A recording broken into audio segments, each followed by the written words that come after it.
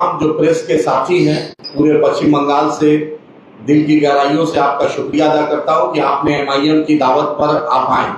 मैं पश्चिम बंगाल मजलिस इत्तेहादुल मुस्लिमीन का ऑब्जर्वर हूं और एमआईएम का राष्ट्रीय नेशनल स्पोक्स पर्सन हूं। और आपने देखा कि बड़ी मजबूती से चुनाव हमने लड़ा। विधानसभा बहुत जो जितनी ताकत थी, जितनी मेहनत थी, क्योंकि जब पूरी सरकार हमारे खिलाफ थी, लेकिन हमने ईमानदारी से चुनाव लड़ा। बैरिस्टर असदुद्दीन ओवैसी साहब का चुनाव में परमिशन नहीं मिला। कैंपेन में हमारे लोग को 20-20 किलोमीटर दूर हेलीकॉप्टर उतारना पड़ा। पुलिस परमिशन में दिक्कत, लेकिन 4 मई के बाद परिस्थिति बदली और आज 30% जो माइनॉरिटी की आबादी है वेस्ट बंगाल में, 30% आबादी जो माइनॉरिटी की है वो अपने आप को अलग थलग महसूस कर रही है। जो भी वोट लिया है, जो भी मेंबर ऑफ पार्लियामेंट वोट लिया है, चाहे राज्यसभा हो चाहे लोकसभा हो, वो मैंडेट को धोखा दे रहा है। पश्चिम बंगाल की आवाम, चाहे मालदा मुर्शिदाबाद हो, साउथ बंगाल हो, नॉर्थ बंगाल हो, आपने जिस पॉलिटिकल पार्टी के साथ चुनाव जीता था, आप उस पार्टी को आप धोखा दे रहे हैं। आप पार्टी से ज्यादा बंगाल की आवाम को धोखा दे रहे हैं, क्योंकि बंगाल की आवाम ने भाजपा के खिलाफ, एनडीए के खिलाफ मत दिया था। और आप जा के बदल कर आप जो कभी राज्यसभा में रिजाइन कर रहे हैं, कभी लोकसभा में पार्टी बदल रहे हैं, ये अनएथिकल है, ये संविधान के भी खिलाफ है और एक उसूल के भी खिलाफ है। लेकिन आज हमारा खास मकसद मजलिस इत्तेहादुल मुस्लिमीन 6 तारीख को हमने पूरी कमेटी को डिसॉल्व कर दिया था और नए जोश से, नई ताकत से, नया एनर्जी से we are constituting a new committee for West Bengal for membership campaign. और आज के बाद बैरिस्टर असदुद्दीन ओवैसी साहब, national president MIM, will within 1 or 2 days he will launch a logo for membership of West Bengal, MIM membership of West Bengal। Barrister साहब आज के घोषणा के बाद वेस्ट बंगाल का मेंबरशिप कैंपेन को, लोगों को बैरिस्टर साहब रिलीज करेंगे, या कलकत्ता में आके करेंगे, या दिल्ली में करेंगे, या हैदराबाद में करेंगे। उनकी अवेलेबिलिटी पर हम लोग बात करेंगे और इंशाअल्लाह ताला अब बंगाल में एक नया आगाज होगा, मेंबरशिप की शुरुआत होगी और उसी का आज हम लोग आपके बीच आए। उसके बाद एक सबसे इंपॉर्टेंट चीज, हम लोग इंशाअल्लाह ताला वेस्ट बंगाल का म्युनिसिपल इलेक्शन और वेस्ट बंगाल का लोकल बॉडी इलेक्शन, चाहे उत्तरी दिनाजपुर हो, चाहे अलीपुर द्वार हो, चाहे आपका कलकत्ता का म्युनिसिपल कॉर्पोरेशन, चाहे मुर्शिदाबाद हो, चाहे मालदा हो, पूरे बंगाल का इंशाअल्लाह ताला एमआईएम चुनाव लड़ेगी और बहुत मजबूती से इंशाअल्लाह चुनाव लड़ेगी। इसीलिए आज आपको हमने दावत दिया। 3 इंपॉर्टेंट मुद्दा था। सबसे पहला कि आज हमारी मेंबरशिप की कोर कमेटी डिक्लेयर हो रही है, उसके बाद हम चुनाव लड़ने जा रहे हैं, वो आपके घोषणा। तीसरा कि जो एमपी, जो एमएलए आपने एंटी बीजेपी के नाम पर आपको वोट मिला था और आप पब्लिक का मैंडेट को धोखा देकर आप बीजेपी को डायरेक्टली या इनडायरेक्टली सपोर्ट कर रहे हैं, इसका बंगाल की आवाम, वेस्ट बंगाल की आवाम बहुत समझदार है, आज न कल आपको जवाब देगी। मैं as a party observer West Bengal की मेंबरशिप कोर कमेटी का ऐलान करने जा रहा हूं। वेस्ट बंगाल का मेंबरशिप कैंपेन कोर कमेटी का एज ए ऑब्जर्वर ऐलान करने जा रहा हूं और इंशाअल्लाह ताला आपकी दुआ, आपकी मदद, आपकी सरपरस्ती का तरफदार हूं। सबसे पहले मैं वेस्ट बंगाल के मेंबरशिप कोर कमेटी का कैंपेन का इंचार्ज मिसबाहुल इस्लाम साहब को पहला नाम, इनका नाम घोषित कर रहा हूं, मिसबाहुल इस्लाम साहब। उसके बाद, क्योंकि ये पॉलिटिकल मीट नहीं है, ये सिर्फ ऐलान है, प्रेस कॉन्फ्रेंस है, इसलिए हमने अपनी कोर कमेटी के सभी मेंबर को नहीं बुलाया और इंशाल्लाह कल परसों हम उनके साथ मीटिंग करेंगे और उसके बाद कैंपेन का आगाज होगा। उसके बाद इम्तियाज अहमद मुल्ला साहब जो हावड़ा से हैं, उनको भी मेंबर हम बना रहे हैं। मोइनुद्दीन शेख साहब जो साउथ 24 परगना से, वो भी मेंबर बन रहे हैं। हाजी अंसार शेख साहब बीरभूम से, वो भी मेंबर बन रहे हैं। मनीरुल इस्लाम साहब मालदा, उनको भी हम कैंडिडेट, जो पार्टी का हमारा असेंबली का कैंडिडेट थे, उनको भी हम बना रहे हैं। उसके बाद बिलाल शेख साहब को मुर्शिदाबाद से मेंबर बना रहे हैं। कमालुद्दीन साहब को पूर्वा बर्धमान से बना रहे हैं।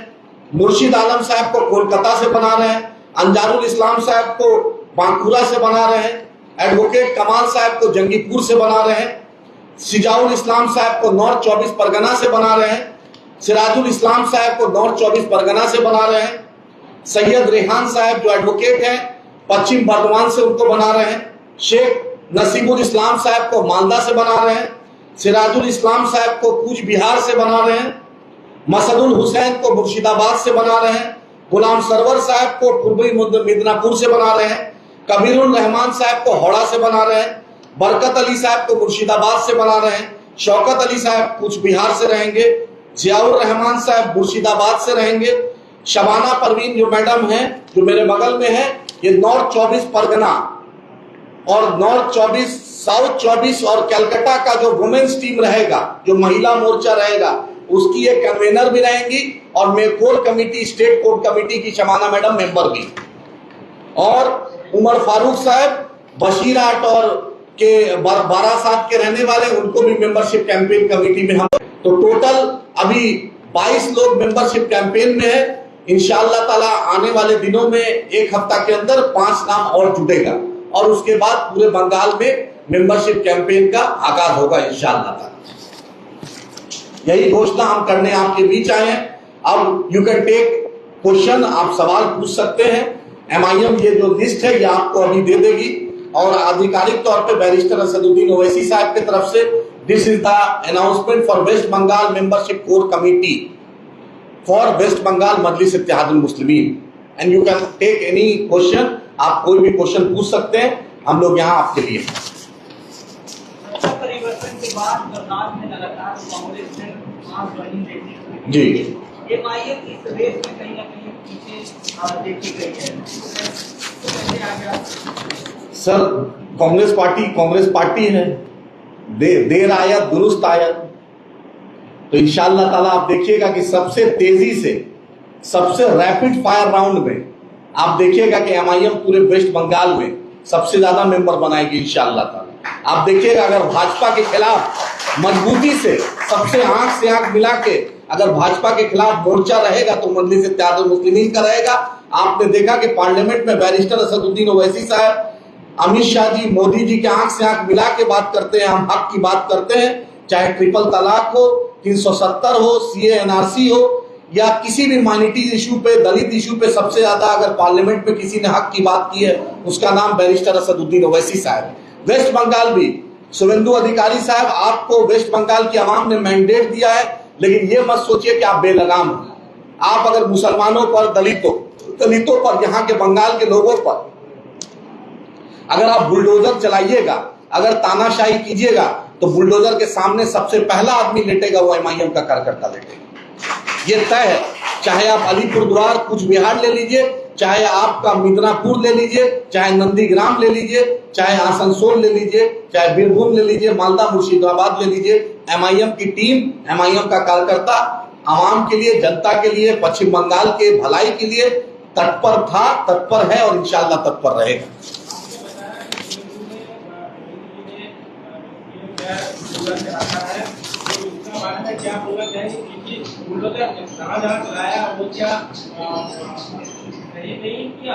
बुलडोजर, आप गरीबों की झोपड़ी पे बुलडोजर चला रहे हैं, आप कमजोर पर बुलडोजर चला रहे हैं।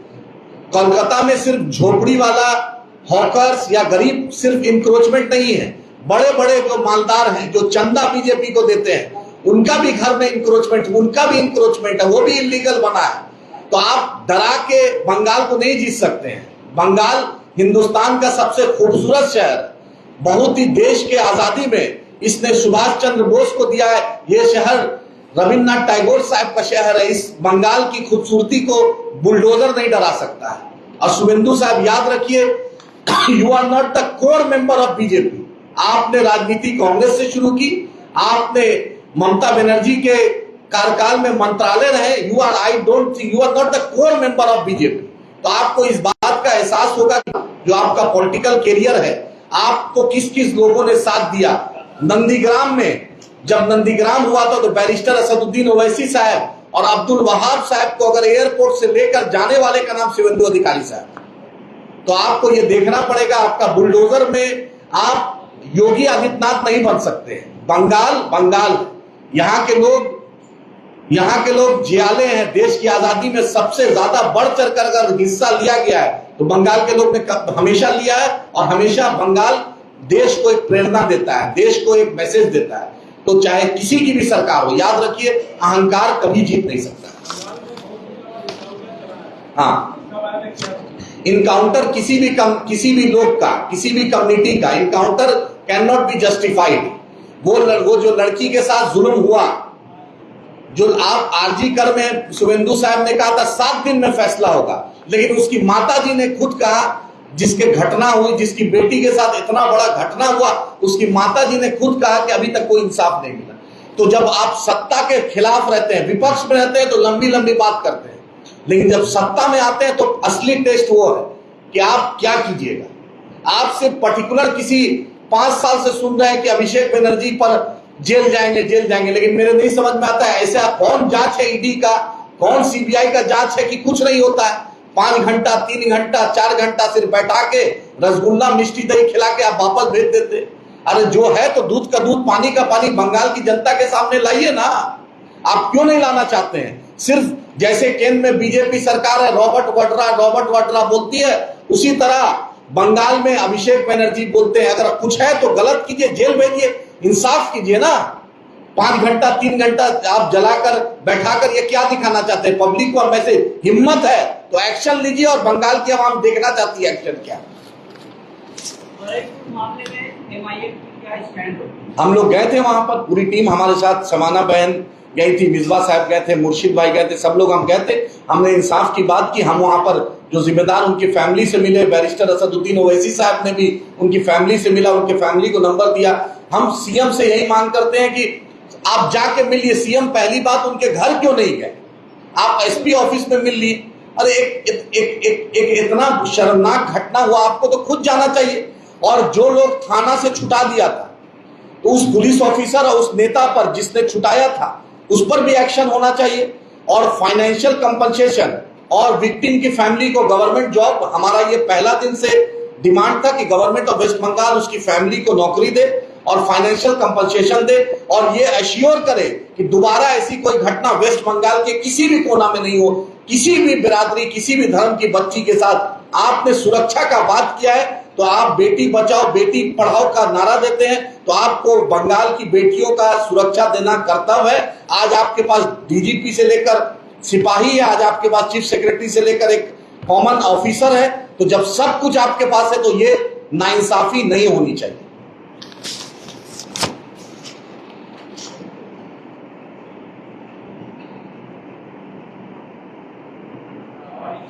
बोलिए। Yes sir.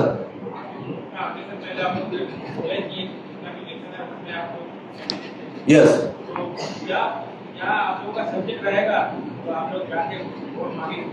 हमारा सब्जेक्ट यहाँ का डेवलपमेंट रहेगा, यहाँ का इंफ्रास्ट्रक्चर मूवमेंट रहेगा। जो इलीगल बुलडोजर का जो प्रकोप है गरीब पर, वो उसके खिलाफ आवाज उठाएंगे। माइनॉरिटीज पर जो नाइंसाफी होगी उसके, हर दिन देख रहे हैं आप, कभी चर्च पे हमला हो रहा है, कभी मस्जिद के सामने हमला हो रहा है। बंगाल में ये सब कभी नहीं हुआ है। बीजेपी के लोग, खुद बीजेपी का एक एमएलए कल बोला ना आसनसोल के पास कि बीजेपी का कार्यकर्ता जज बन गया है, तृणमूल का गुंडा से बड़ा गुंडा बन गया है। खुद तिवारी जी, जितेंद्र तिवारी ने बोला ना। हाँ, तो बीजेपी ये सोच ले कि लेफ्ट 34 साल का लेफ्ट भी सरकार खत्म हो गया, उसको जनता ने उखाड़ फेंका। ममता बनर्जी जी का भी 15 साल का सरकार चला गया। तो बीजेपी ये गलतफहमी नहीं पाले कि कोई चीज परमानेंट होता है।